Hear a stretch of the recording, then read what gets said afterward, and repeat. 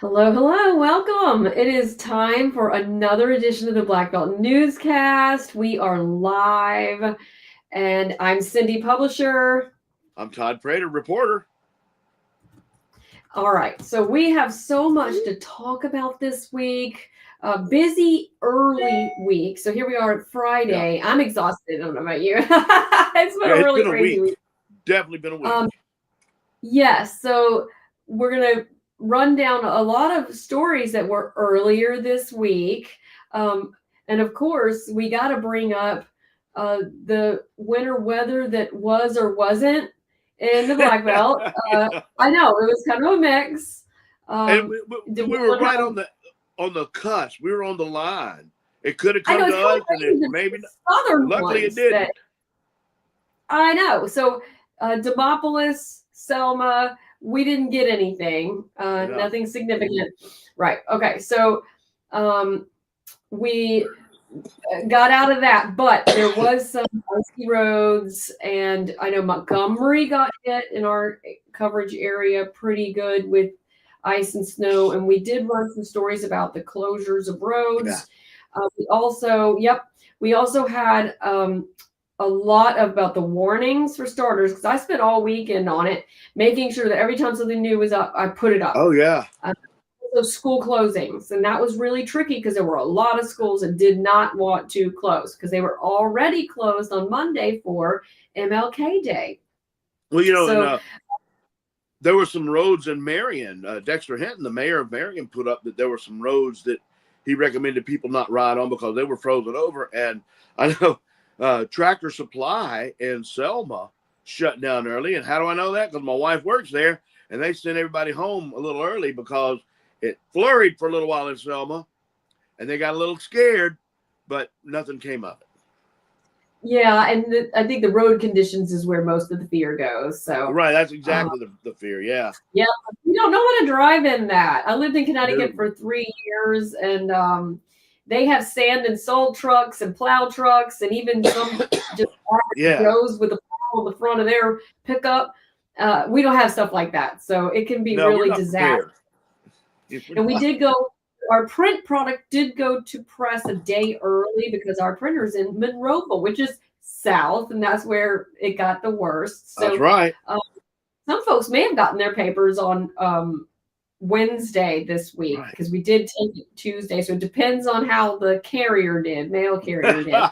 We went ahead and took it a day early. I'm hearing other papers are apologizing for being late, but we chose the other route and went early. I like that idea. Yeah, that's for the Selma Sun print edition. But we had lots of stories on Black Belt News Network. We hope we kept you informed. That's our plan. I always like to mention that the stories that we talk about in our edition, our live newscast, is from blackbeltnewsnetwork.com.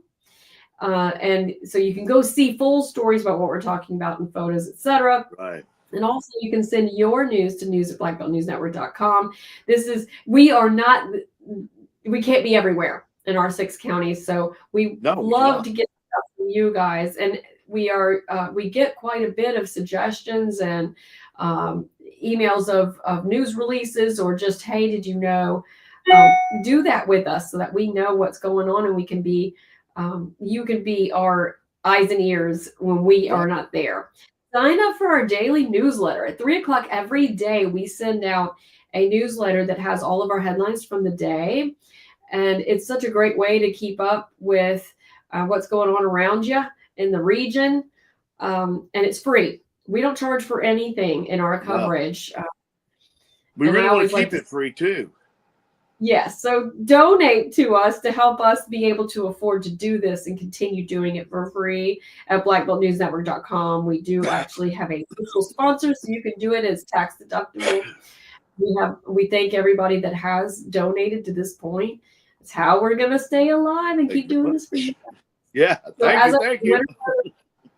Was this week, but let's go backwards a little and let's talk about how our Monday went, which we didn't have the storm or winter stuff yet. That's right. Instead, we do celebrate MLK. That's the Links Incorporated unity breakfast that they do every Martin Luther King Day. And this particular one, their keynote speaker. Well, you saw there was a number of dignitaries that spoke, including Senator Robert Stewart. The president of the chapter, Dr. Patricia Robinson, introduced Ms. Vanessa Falls, who was the keynote speaker, and there she is speaking right there. Senator Stewart and Ms. Falls both mentioned that the Black community has made great strides, but there are still long ways to go in a lot of different areas. And they, Ms. Falls especially said, keep the fight up and, keep marching and fighting for equality. That right there is the actual Citizen of the Year that they elected, Miss Fourier, and she was nominated and elected. I'm trying to remember. Oh, Miss Renita Wade. Renita Wade. I know Renita. I can't believe I forgot her name for a second there. She actually presented that present to Miss Fourier, and she got up and talked about how she likes to work with children. She works at Selma University, and she's been a mentor and a guide and advisor for the students there, and has worked in education for years. She's gotten her master's degree, and she's just a very wonderful lady who loves working with young people and helping to guide their lives. And so she has become the person of the year, the Citizen of the Year. What about this event? So the next thing was the first annual wreath laying at City Hall. That's actually in the council chamber because it was so cold. They wanted to do it on the front steps, but they couldn't. As you can see, there is Prince Chestnut and Robert Stewart both spoke. And during the ceremony, which was very short and sweet, they actually read the "I Had a Dream" speech, and that's what's going on right here. And if you'll notice in the background, a number of young people, high school students, Billy Young, who is the council president, made a point to note that a lot of high school and middle school students were involved with this ceremony, and he was very pleased and happy and very satisfied. That is the Alpha Psi, the Black Belt Alphas, who actually commissioned the wreath and are some kind of sponsoring the whole event. Billy Young is a member of the Black Belt Alphas, as well as Senator Stewart, and they got up and spoke and talked about how Dr. King wanted unity, not just in the Black community, but everybody, Black, white, green, purple. He wasn't talking about just Black people. He was talking about society as a whole coming together and working together as brothers and sisters. And it was really a very inspirational ceremony. I really enjoyed being there, and I want to thank Billy Young for letting me know about it. And that's the first one they've done. They're planning on doing this every year from here on out. So I think it was a great thing. It was really, really nice. It was really cold on Monday, so I get it. It was cold, and that wreath is going to be on display in the in City Hall for everybody to go see. Right. Originally, they were going to put it outside too, but the weather prevented that. So, all right. So let's move over to Hale County for a second. I thought this was really cool. They have put out they opened a virtual clinic. So this clinic, I'm trying to find my video. Sorry, guys. There he is. Look at this. So it is a health and wellness station. It opened on on the 18th, which was last Saturday. And this is a partnership with Auburn University and University of West Alabama, and then the Cooperative Extension and the town of Akron. So this is in Akron. And so it has like a telehealth station, and they did a big presentation of opening it. This isn't the only one in the state. There are other ones of this OnMed brand that are in rural areas with the idea that you can call in and get access to someone that, see, there's Bobby Singleton getting his blood pressure checked. Yeah, he's the state rep for that area, and I just think it's really neat that it is kind of an alternate way you can still talk to a person. It's kind of like the ATMs that the banks are doing, where you can talk to a bank person on the screen. So I thought that was really neat and wanted to share with you guys this virtual clinic. There are others, like I said, actually not just in Alabama. Oregon does these throughout the country in rural areas. So that's a great idea. People may be more likely to go get their health checked if there's something that simple. Right. Maybe we'll see it in Uniontown. There you go. Hey, Black Belt Community Foundation gave a shout out. Thanks. All right. We love those. To mention, you can comment to us and we can see it while we're doing this. So make a comment. Yeah. We'll to talk to you as we're doing this because this is live. All right. Let's switch over to the criminal justice meeting that happened in Selma last week. This is another one where we just had such a busy time right after this newscast last week. I want to share our community correspondent, which you can be a community correspondent as well, but one of ours, Valencia Benjamin, sent us some video. So it's a little noisy behind it, but you can totally hear his message about what they are doing. Let me back it up a little because I want to make sure you can hear something. Okay, let's listen. Growing real alternatives everywhere.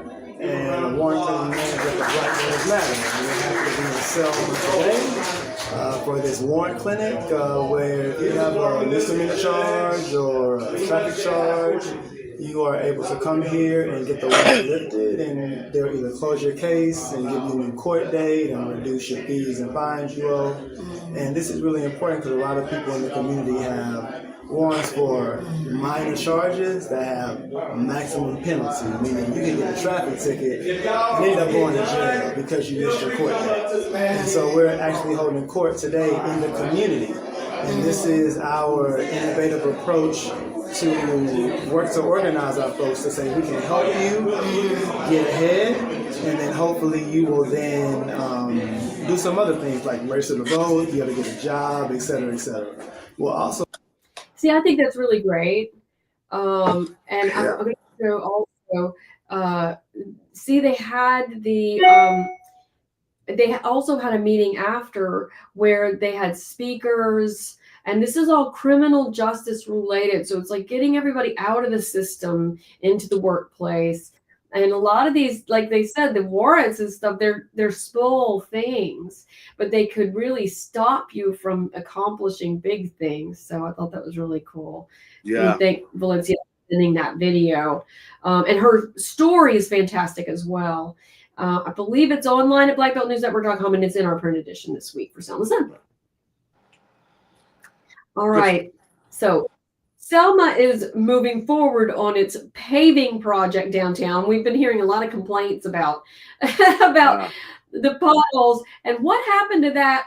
There was a $2 million award last February from Delta Regional Authority, and it's to do 60 blocks downtown of repaving and resurfacing, but it's digging down deep to redo it, and that also will improve the resurfacing and the sewer draining. So that the city council has awarded the bid to a company in Wilcox County that will be doing the bid, and so they are hoping that it will start in time for the Jubilee, which is in March. So we'll have to see how the weather behaves. But so this is Franklin, Washington, Lawrence Streets, L.L. Anderson, Griffin, Vogeland. That's the area that we're talking about. You know, people have been complaining about taking too long, but they did actually do the surveying in August. So it's moving at the pace, I suppose, these kind of projects move at. Well, one thing, too, is that when you got a project that deals with government entities spending money, there's a long, drawn-out process to get bids and pick and it's got to go through. So it takes a while to get that going. Yeah. So it is moving forward. I know everybody's really looking forward to seeing some movement on that. I appreciate it. You appreciate it. The front end of our cars appreciate it. Let's go to Marengo County. What's the Sports Hall of Fame? Yeah, Marengo County has a Sports Hall of Fame. They've had it for about 16 years, and the class of 2025 has been announced. The inductees, as you see there, are Kevin Deal, then James Moody, and the next person who is in the class is Victor Scott. He'll be coming up next. And there's Victor Scott, and Mr. Major Walker, who is still Major Walker. I've known Major Walker since I lived in Demopolis years ago. He's a great man. There he is right there. These great men all have participated and contributed to sports in Marengo County. The Hall of Fame is set up to honor these folks. It's been around for, I think it was 2009 when it was originally started by a couple of folks. We have a complete story on our print edition and on Black Belt News Network. The Sports Hall of Fame banquet is coming up February 10th at 6 at the Demopolis Civic Center, and all those 4 men there will be inducted into the Hall of Fame.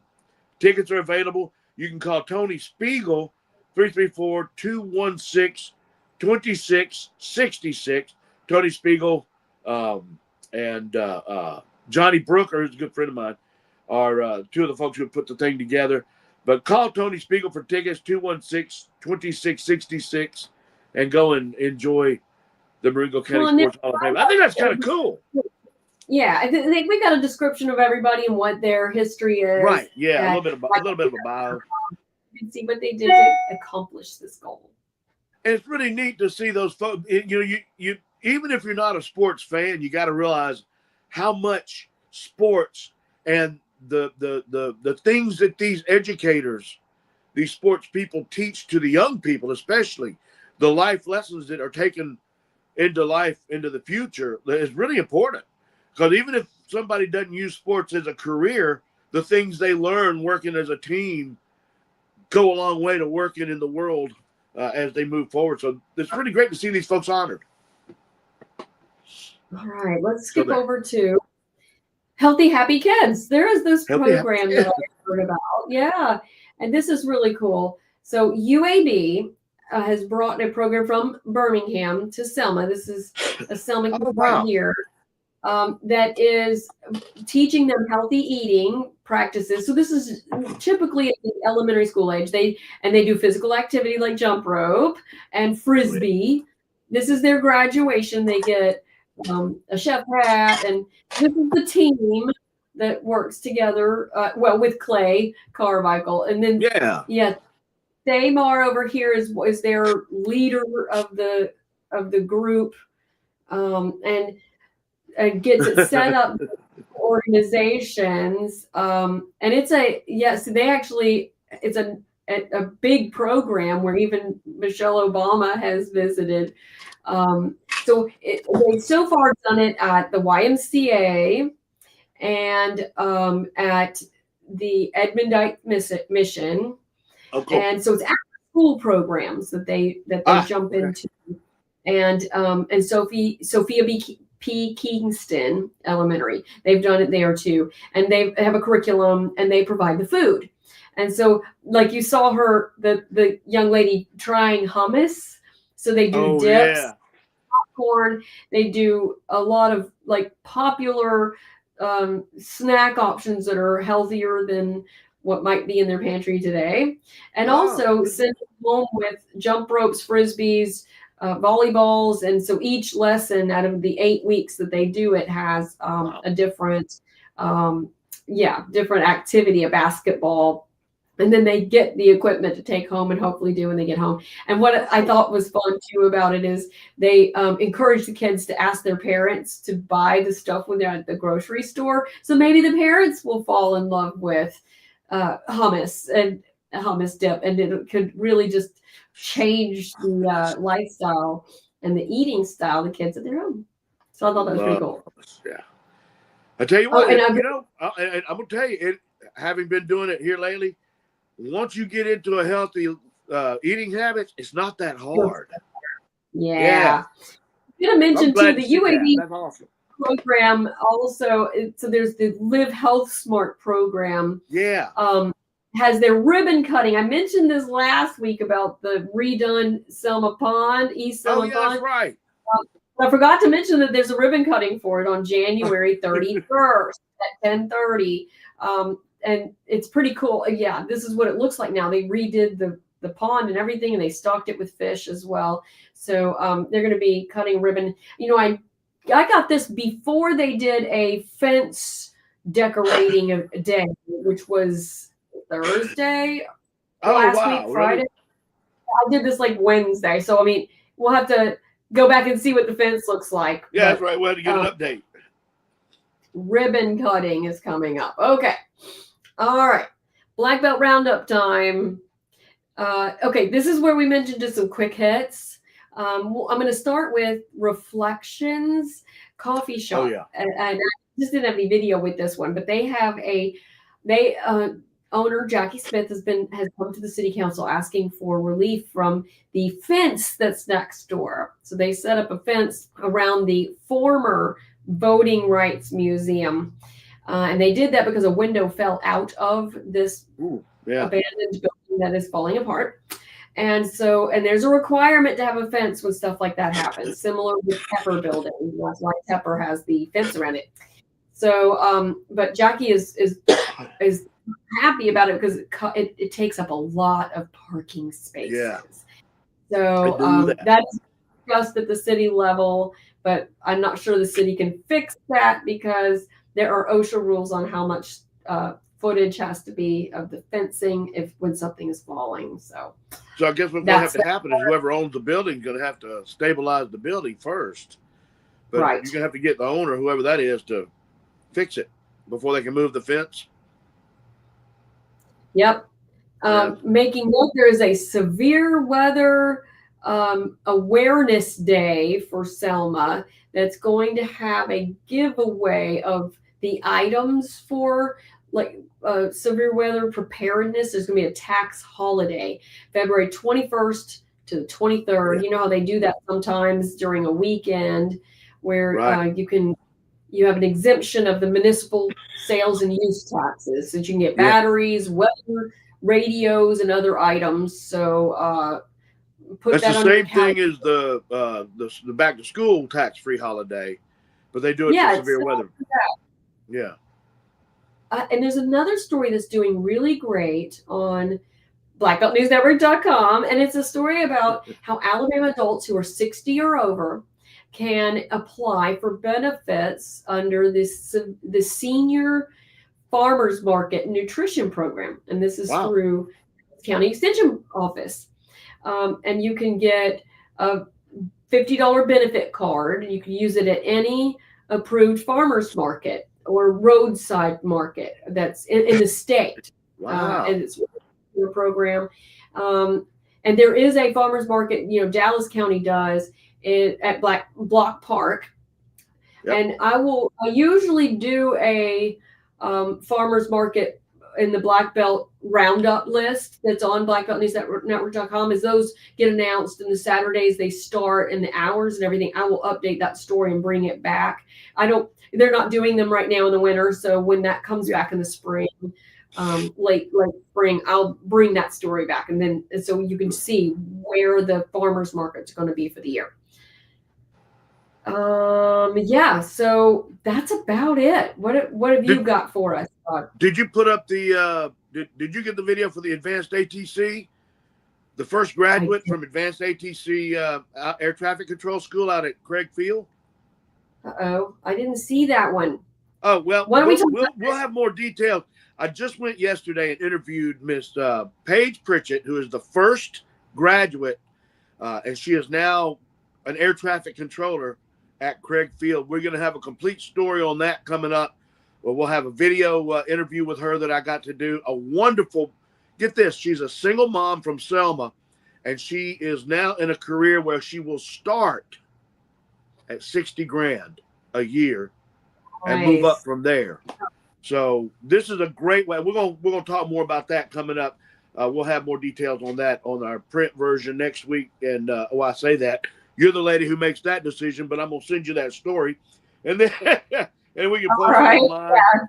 Yeah, it's a great story, and it's very, very promising. So we'll have that coming up. We'll talk about it next week. I missed it somehow. That's okay. We'll do it next week. You guys. All right. I've got to thank our sponsors. Thank you, Mr. Miller. Randall Miller Funeral Services. Give a thoughtful final gift to your family. Pre-plan. It's the best way and gift that you can give to your family. And it also can save you money to do it this way. So that you meet with one of their caring advisors and they can help you outline how you want it to go and not leave it up to your family to do it. At randallmillerfuneralservice.com or 334-874-9081. You can be a sponsor too. Please do. Yeah. Email us at news@blackbeltnewsnetwork.com if you want to be a sponsor. We always like to say thanks. And also follow us. Here's the best way to know what's going on is to follow us on Facebook, Instagram, TikTok as long as it's here, and YouTube. Yeah, in the dark, out of the dark, whatever it is with TikTok, we're on it. And YouTube has so many videos, and we've got a lot of comments on some of our videos from last week. So, and we'll have more coming too. Yeah, I'm supposed to go hunting this weekend, so hopefully we'll have some more hunting video for let me Black mention Belt that Outdoors. Black Belt Outdoors, go follow us. We have a lot going on with our outdoors. Follow us on Facebook, and we have a lot of and send your pictures. Please send your pictures. Yeah, we love it of your big harvest this year, or your kids. Or if you have an event coming up, you may have an outdoors related event, a fishing tournament or something like that, like Maddie Mendenhall down in Bridgeport. She's got her fishing. She's taking sign up for her the Bridgeport bass tournaments right now. So right. Yes, bass tournaments. Great. We will have all of that. And I also like to mention that we have a fiscal sponsor, so you can donate and help us keep our content free. This is the best way to, as a community, fill this news void in our area, this especially online news void. And you can make a donation. You can be one of our Netflix givers that gives every month. That's what I like to say. You can auto, and you'll never know $10 or $15 is gone. And you would have given to news that not just for us, but for the community. Because we just need to be able to afford to do this as long as possible. And it helps us pay for our community correspondence. Because we have been adding folks to our list. So, and you can also go to blackbeltnewsnetwork.com, and there's a red button. Just click the red donate button and it takes you to the site that we use. And it's so easy. And we appreciate it. Yeah. Is that it? That's a lot of stuff. Okay. That's a lot of stuff. All right, guys. Whew. So now we have next week. We will be here on Friday, and we will have more for you. So just stay tuned and go to blackboltnewsnetwork.com in the meantime, and we will see you next week. Have a great week and be safe.